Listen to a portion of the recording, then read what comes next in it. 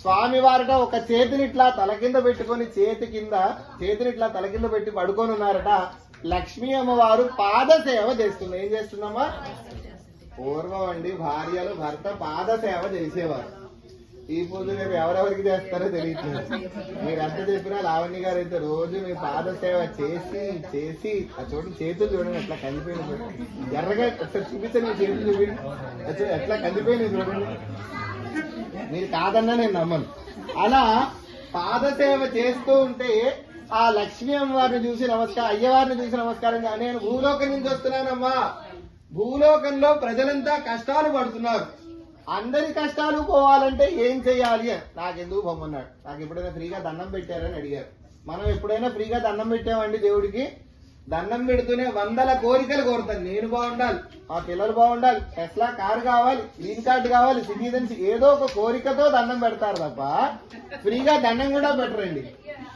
ఫ్రీగా ఎవరు దండం, నాతో సహా రోజు గ్రీన్ కార్డు దండం.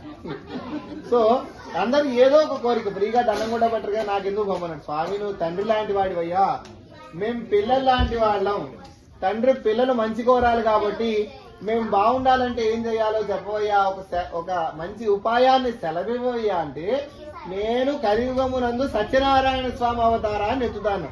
ఒక్కో యుగాన ఒక్కో అవతారం ఎత్తుతాడు. కృతయుగాన అన్ని దేవతల అవతారాలు ఎత్తాడు.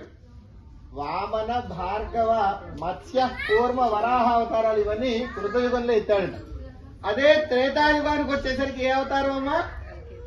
త్రేతాయుగాల్లో రామావతారం ఎత్తాడు. రామావతారం ఎత్తాడు, ధర్మాన్ని గెలిపించాడు. అదే ద్వాపర యుగానికి వచ్చేసరికి తెలుసుకో. 100 మార్కులమ్మా, బాగా చెప్తున్నారు. ఒక్కో యుగాన ఒక్కో అవతారం ఎత్తాడు. ధర్మ సంస్థాపనార్థాయ సంభవామి యుగే యుగే. ధర్మం గెలిపించడానికి ఏదో ఒక అవతారంలో వస్తూనే ఉన్నాడట.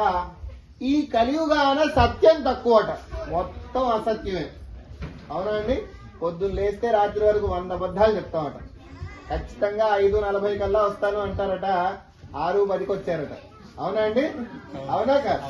ఈ కలియుగాన మనం నిజంగా సత్యాత్మంగా ఉందామన్నా కలిపురుషుడు ఒప్పుకోడట. కలిపురుషుడట ఎక్కడ వీడు మంచిగా పూజ చేస్తాడో, ఎక్కడ వీడికి మొత్తం పుణ్యం వస్తుందో ఏదో ఒక విధంగా ఏదో ఒక రకంగా ఆపడానికి ట్రై చేస్తూ ఉంటాడు. అన్ని తట్టుకొని మనం భక్తి శ్రద్ధలతో పూజ చేయాలి. అవునండి, అలా భక్తి శ్రద్ధలతో ఎవరైతే నాకు అర్చిస్తారో, ధ్యానిస్తారో, పూజిస్తారో, స్మరిస్తారో, స్తుతిస్తారో, కీర్తిస్తారో, నా గానం చేస్తారో, నా ధ్యానం చేస్తారో, నన్ను వ్రతం చేస్తారో, ఎవరైతే ఇవన్నీ చేస్తారో వారికి ఎన్ని కష్టాలుంటే అన్ని కష్టాలు పోగొట్టి అష్టైశ్వర్య భోగ భాగ్యాలు ఇస్తాన్నాడు. సరే స్వామి అష్టైశ్వర్యాలు ఇస్తా అంటే అందరూ చేస్తారు, మరి చేసే ముందు మానవుల సంగతికి తెలియదయ్యా. వాళ్ళకి రాని డౌట్లు ఎవరికి రావు. ఎప్పుడు చేయాలి, ఎక్కడ చేయాలి, ఎట్లా చేయాలి, విధానం ఏంటి, ప్రొసీజర్ ఏంటి, ఎన్ని వక్కలు కావాలి, ఎన్ని ఖర్జూరాలు పెట్టాలి.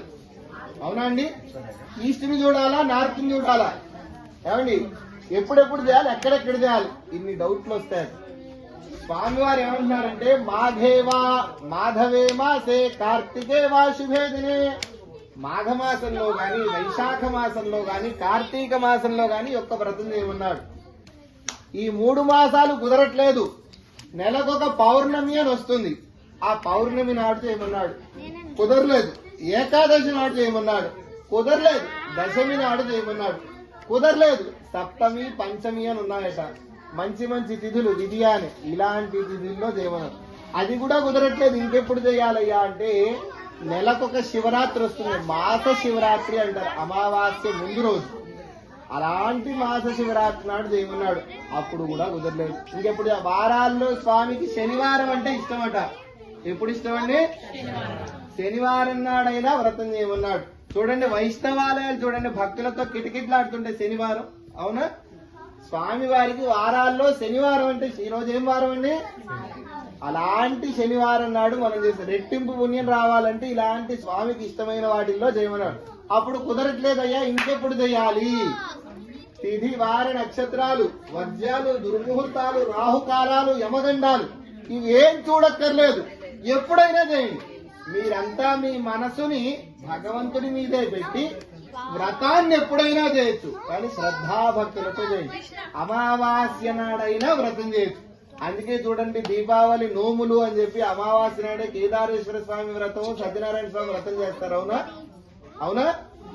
దానికి ప్రతీకగా అమావాస్య నాడు కూడా చేయొచ్చు అని చెప్పడానికి ప్రతీకగానే ఆ వ్రతాన్ని చేస్తున్నారట. అలా చేస్తే లక్ష్మీ అమ్మవారు కనకధార కురుస్తుందటండి. అక్కడ కూడా దీపావళి నోము అని అమావాస్య నాడే, దీపావళి అమావాస్య నాడు చేస్తారు. అవునా? అలా చేసి లక్ష్మీ అమ్మవారిని మన ఇంట్లో వర్షాన్ని కురిపించమని దండం పడుతుంది. వాళ్ళ తిథిల్లో అదృష్టం స్వామికి ఇష్టమైన తిథి.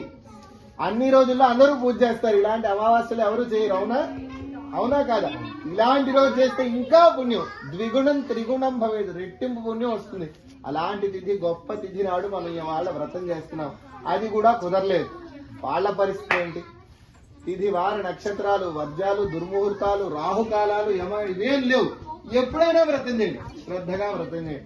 స్వామికి గంధ పుష్ప ధూప దీప నైవేద్యాలు సమర్పించాలి. పంచామృతాలు, పాలు, పెరుగు, తేనె, నెయ్యి, పంచదార, ఇవన్నిటి చేత అభిషేకం చేసి స్వామికి ఇష్టమైన నైవేద్యం